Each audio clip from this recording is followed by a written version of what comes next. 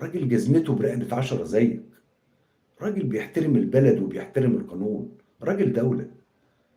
ده راجل دولة، مش أهتم، مش أهبل، مش عبيط. فلما نيجي النهارده بقى ندخل في المتاهات ديت، لا يعني بجد انا شفت الحاجات دي كنت بقيت مستغرب قوي. ان يعني ايه؟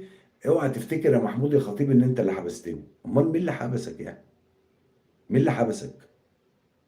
مين اللي وداك العنبوكه؟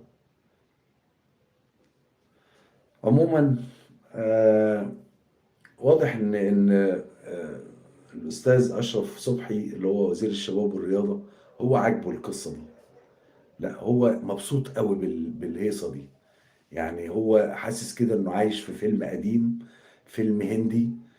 فانتوا عارفين الافلام الهنديه بتاع اميتاب باتشان بتاع زمان.